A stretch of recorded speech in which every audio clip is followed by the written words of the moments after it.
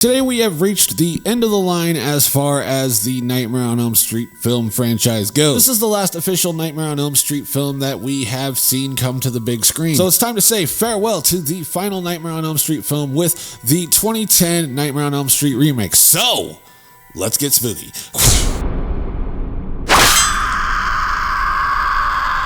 Greetings everyone, my name is Nightshade, this is The Night Shift, a home for all things spooky, and today we're looking at A Nightmare on Elm Street, the remake, released in 2010. Oh boy, is this a movie. I actually watched this film with a group of friends, and I wanted to walk out. Like, I genuinely wanted to GTFO, because it was not good. And that seems to be the general consensus for this film. It's just not good. Now, there's a handful of people out there that really do enjoy this movie, and I commend you. You found joy where I could not. But the fan base for this film is relatively small, and it's pretty easy to see why. However, given enough time, I do think that this will end up getting a bigger fan base in the future. It does seem to be the case with a lot of the bad horror films out there. They do eventually find their audience and they end up having a resurgence. Like, look at Scream 3. That was, seen as the worst in the franchise for the longest time, and it's now starting to make its resurgence, and there are people that like it more than the original film. Oh, I think that'll end up being the case with this one, just not enough time has passed yet. But as for the now, I'm going to be talking a whole lot of shit on this film. So I ended up going to see this film with my friends, and had I not been a couple people's ride to the movie theater, I probably would have walked out. This film has nothing to offer for me, at least. There's nothing about this film that really does much for me. I would much rather watch Freddy's Dead than this film, to be fair, because that film is bad, but you can laugh at how terrible it is. This one just feels like a CGI slop that is uninspired, and it seems like nobody in this movie wants to even be in this movie. In this one, we just get a lot of uninspired acting, we get a lot of really bad CGI, and it's just all around not a good time for me. And I'm looking forward to talking about it. So with that being said, let's go ahead and get into the review. For this film, I'm going to be breaking it down into two categories, the positives and the negatives. Let you know the thing that I liked about this movie and everything that I didn't. Then after that, we will score this film out of a possible 10 points and end the video. But here on The Night Shift, we always start things off on the bright side with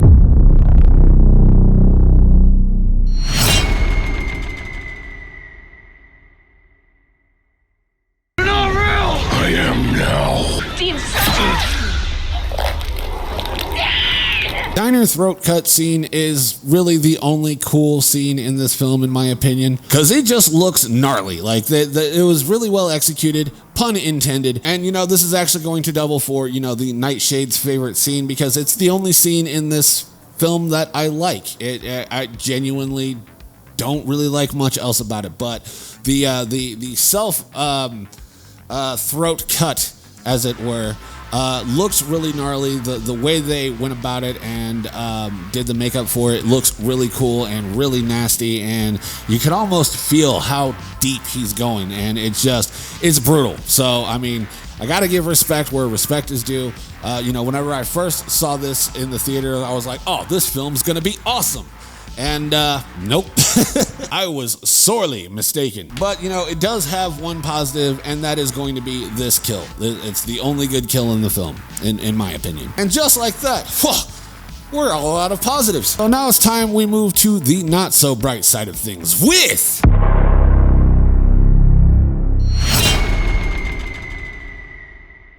I genuinely despise everything else about this film. It's just not good. Also, for the negatives department, I switched all the accent lights to red. Does it look cool? Should we do this for more of the negative segments? Let me know in the comments below. So I was going to break this down into their own individual chapters, but I'm not going to do that. I'm just going to unleash my complaints onto you. Now, I did try to be fair and be extremely open-minded going back into this, knowing damn well that I did not have a good time in the theater, which was the only time that I had ever watched this film. Never went back to it, never gave it another look, haven't watched any videos on this film at all. So, like, I wanted to go into this and give it a fair shake, but I simply could not. Fuck this movie. So I did kind of touch on this in the opening of this video, and that is that nobody here feels like they want to be in this movie. Everybody gives a half-assed performance. Everybody's just sitting there very stoic as fuck, and their line delivery just feels like it's being read off of cue cards, which I wouldn't be surprised if that was the case. And for as much shit as I gave, you know, the last few Nightmare on Elm Street movies, as far as them being bad characters, one-note characters, at least they gave some sort of effort to be on camera. At least they felt like they wanted to be there. At least they were stoked that they were in a Freddy Krueger movie, and that's not the case here. Like, everybody here just sucks. Everybody in this film, with the exception of like Kyle Gallner, I don't know how to pronounce his last name. With the exception of him, like, he actually did put forth a little bit of effort, and you know, it's not hard to stand out whenever you just do the bare minimum, when everybody else is just not even doing that. So his performance stands out because he seemed like he kind of cared a little bit. But everybody else just feels like they're there to collect a paycheck, and it's very readable on film. Like, and it sucks because when people are uninterested in the role or movie that they are in, it reads very well on the camera, and we, the audience, are like, oh, well, they didn't even give a fuck. They didn't even try. They didn't even try to give a fuck. And it's like, just a little bit of effort goes a long fucking way. Everybody here is just kind of phoned it in, and it sucks because it very much shows that like nobody really gave a fuck. Even like some of the screams and moments of terror feel half-assed, and it just next up, I want to talk about Jackie Earle Haley. I'm a fan of the guy. I loved him as Rorschach. I enjoyed him in Preacher. I think he plays a really good asshole, and you know, and you'll see a lot of people defending his version of Freddy and trying to put his own spin on it, which, yeah, absolutely. If there's going to be a new Freddy movie, you need to have your own spin on the character, but his performance also felt lackluster. You really shouldn't fall asleep in class. It just doesn't work for me. Like, I don't even like his performance in this. Whenever he's on camera, he feels whack. It sucks. Like, it feels half-assed, like everybody else is acting in this. And, you know, they put some cool effects on his voice, and, you know, for that, I guess I will give the echoey resonant, not resonant, reverb. The reverb that they put on his voice with a little bit of, you know, turning up the low end, turning up the bass in his voice to make it sound a little bit more booming and a little bit more imposing. I'll give them that. That did sound kind of cool, but when the line delivery is fucking whack, like, it just doesn't fucking work for me. Like, you can put all the fucking cool effects on, you know, somebody's voice and it'll sound cool, but if they don't have any, like, want to be there or, you know, effort, that's mainly what this comes down to. Just like put a little bit of fucking effort into what you're trying to portray on camera. Like, it feels half-assed. Everybody else's performance feels half-assed. Freddy also feels half-assed, and he's like the star of the fucking show in all of these films. Like, that's the main reason we all go to watch it. We don't give a fuck about the final people. We just want to see Freddy do what Freddy does best, and this version of Freddy just fucking sucks. I will take Super Freddy over this son of a bitch any day of the week. And like I said, you know, I like Jackie Earle Haley. I do. I really do. But he just fucking sucks in this film. And it's just really upsets me. Because I know he's got acting chops. He can act his ass off for days. Everything that I've ever seen him in, he's just like there putting in a decent amount of effort. And this one just feels flat. It fucking sucks. Freddy's makeup is okay. Like, they based it off of real burn victims and made his skin really tight, but in doing that, they kind of took away like expression and emotion. So, you know, it's a hit and miss. Like, he can't really look menacing. He can't make a furrowed brow. He just kind of like he's wearing a mask, and can't really emote out of it. And that also sucks. Like, he can smile kind of. He does make one little smile, and You almost miss it. You almost miss the smile. If you're not looking for it, you won't see it. But yeah, he's just very deadpan for most of this, and it the claw gloves kind of cool. I like that it's individual bits of metal rather than a backplate. I think that's cool. The gloves are all right, so I'll give it that. Definitely my least favorite Freddy in the franchise, bar none. I think the entity from A New Nightmare, which isn't even technically Freddy, is a better Freddy than this Freddy. This Freddy fucking sucks. The thing that I truly hate about this movie is that it doesn't commit. They bring up some cool concepts and then immediately do away with it. Like the micro sleeps. That was a cool concept, and we saw one scene where that, like it was flashing in and out, and then they just never really did it again. And that's fucking stupid. Like, if you're going to introduce it, play with it. Have fun with it. There's a lot of potential that could have been in this film because of the concept of micro sleeps, which are a real thing. Another thing that they brought up and then immediately abandoned was Freddy's innocence. I liked the fact that, they proposed that maybe he was an innocent man. And I think they should have left that ambiguous. I think they should have played with that idea more, because oh shit, could this potentially be an innocent man that you guys killed and now he's back and seeking his revenge? And that concept's cool. That's a cool concept. That's new area for this franchise to tread. And then they immediately are like, nope, he's a pedophile actually. So yeah. It would have been a fun idea to toy around with, and I think it could have gone somewhere, and sequels would have happened had that been the case. What the fuck? What did the parents actually kill somebody who was innocent because he was a weird dude? Did they send an innocent man to die? Well, there's no time to dwell on it because he's trying to kill me, so I gotta kill him. And they could have worked with that, and I liked that idea, and then they immediately did away with it by making him a full-blown predator. So, that was very disheartening as well. In the original one, he was strictly a child murderer. He killed kids. That's what he did. Was there subtext? Sure, a little bit, but they never fully confirmed that he was a monster. Fuck. And whenever that was revealed, that was the time that I genuinely wanted to leave the theater, because that was bad. You are shitting on my childhood at this point. You're pulling a Michael Bay here and just shitting all over my childhood. I was so upset by Michael Bay's Ninja Turtles movie. I fucking love the Ninja Turtles, and he did terrible things with that franchise.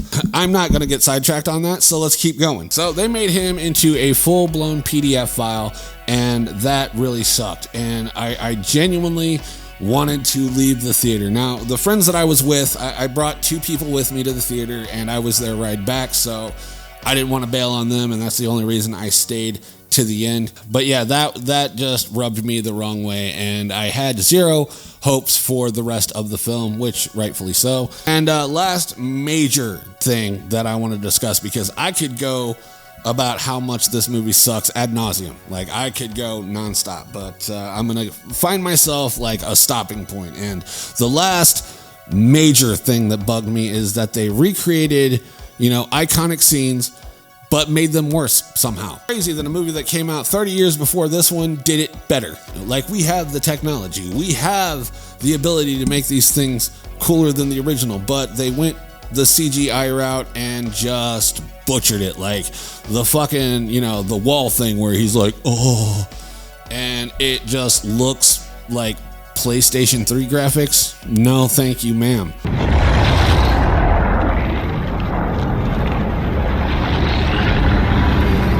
And they just pretty much rehash a lot of the original scenes, and just for whatever reason, they don't look as good. They don't, and it reminds me that I could be watching a better movie, one that came out many years before. So yeah, dude, this film really fucking rubbed me the wrong way in more ways than one. I was diddled by Freddy's claws on this one. A lot of this film didn't need to happen. I think, I'm not opposed to remakes. There are remakes out there that I do enjoy, but this one is definitely not fucking one of them. If you're going to remake a movie, respect the original. do your own thing, make it your own, play within the original's lore, and you should be fine. Like, as long as this film is not a shot-for-shot remake, because those don't work, a la Psycho, but there's also, you know, straying too far away from the path and, you know, over-explaining things like, you know, Rob Zombie's Halloween. I know there's a fan base for that one. I'm not one of them. I think the less we know about Michael Myers, the better. And more effective and scarier Michael Myers is, so whenever you explain it away, I'm not a fan. But I will say that Rob Zombie's Halloween is leaps and bounds better than this piece of shit film. Like, this might be the worst remake of all time. Like, like, I will have to really think about it, but because I'm not being hyperbolic, this film fucking sucks. But, you know, this one is definitely on par with, like, the worst. I'll have to go back and watch some more remakes and give you my findings and my opinions on which remakes are the worst. But this one is definitely, if not number one, it's definitely a close number two. So, you know, because it is a number two, it's a piece of shit. All right, there is no favorite scene in this, so without further ado, let's go ahead and score this thing and then get the fuck out of here. Whenever it comes to A Nightmare on Elm Street, the remake, I'm going to give this a solid 0 out of 10. I get zero pleasure from this film. I've watched this movie twice in my life, and that's where it stops. I'm not going to watch this again. I'm not even going to toy around with the idea of doing a deep dive. I fucking hate this film, and I never wish to watch it again. It's that bad. I fucking hate this movie. And that concludes the Nightmare on Elm Street film franchise. It's all done and dusted. And I will say that this is probably the last franchise that I do back to back. Like, I'm still gonna knock out franchises. That's without question, but I'm not going to do them all in one go. I noticed it particularly with this one and the Friday the 13th franchise, where it just feels like I'm saying the same thing over and over and over again. And a lot of, you know, franchises lend themselves to that, especially in the slasher subgenre. A lot of them rely on the same tropes, and it feels like I'm saying the same thing over and over again. And I feel like there are some films that I'm just not giving a fair enough shake to. Like, I'm watching them in order and doing them all in one go, and I get what I'm referring to as franchise fatigue. Like, whenever I get the franchise fatigue, I feel like I'm just repeating myself and getting frustrated and not giving a film a fair enough shake. So in order to prevent that from happening, I'm gonna go ahead and just stop doing franchises all in one go, and it'll spread them out longer. So that way, you know, we can start from the beginning of a franchise and end the year on that franchise. We might do, you know, one a month.